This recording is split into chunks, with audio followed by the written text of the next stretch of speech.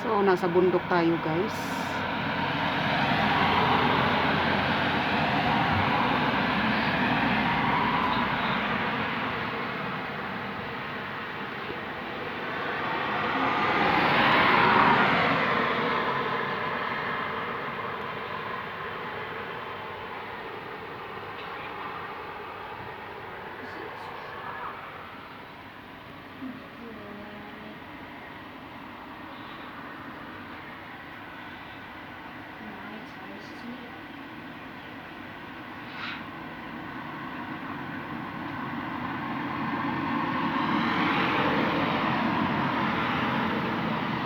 Nasa highway kasi tayo eh, kaya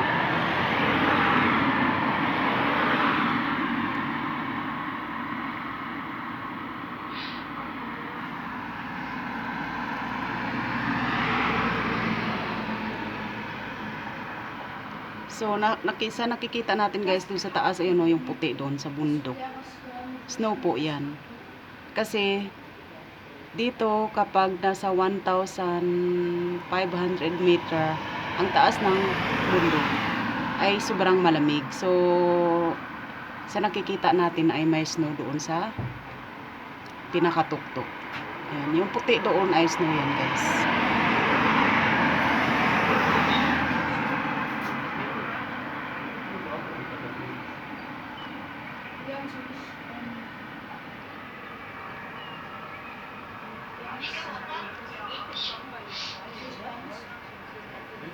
At ayan ang mga pension house na pwede ninyong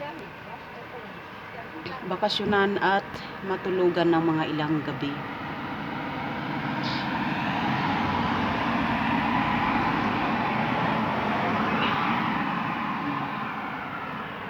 So tingnan natin. Ayan, ang daming mga sakyan. So highway din kasi doon eh. So, at ang kabilang side ay bundok din. So,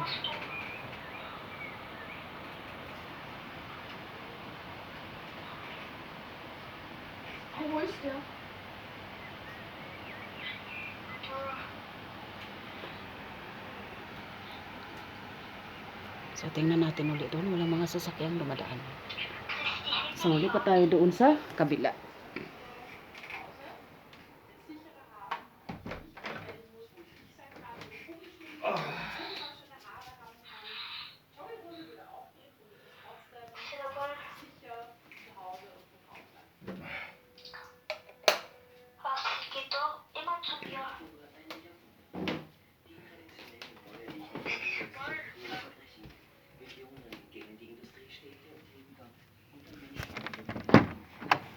So, nandito naman tayo sa kabila.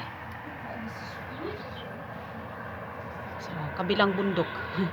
Sa kabila ay bundok din. So, magkabilaan na yan. Matataas na bundok. So, yan naman ang bubong. Sa itong nirentahan natin kwarto. So, ang lamig ngayon guys ay nasa 17 degrees Celsius. Kasi gabi na, mag alas 8 na ng gabi. Pero daylight evening kami kasi magsa-summer na, kaya yung gabi ay mas mahaba.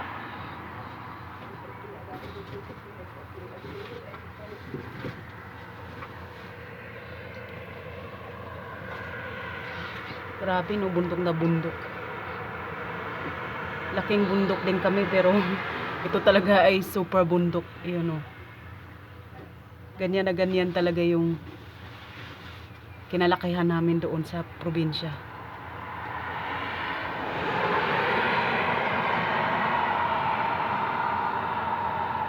Ayan, at yan naman ang bus station na ang nakalagay eh. Yung may H na yan. Bus station yan guys. So yung mga halimbawa mga estudyante or yung mga taong walang sasakyan, so dyan sila bababa at sasakay din sa bus. So yan naman kabili ay ano yan, parang tindahan ng mga piyesa ng mga sasakyan.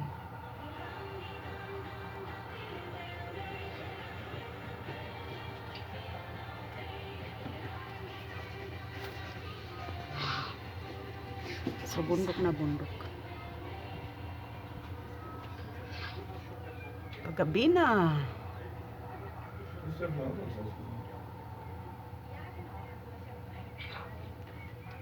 Simple lang dito guys kasi nga syempre probinsya. So karamihan ng mga natutulog dito ay yung mga nagbabike sila ng mga ilang araw, yan. Or hiking.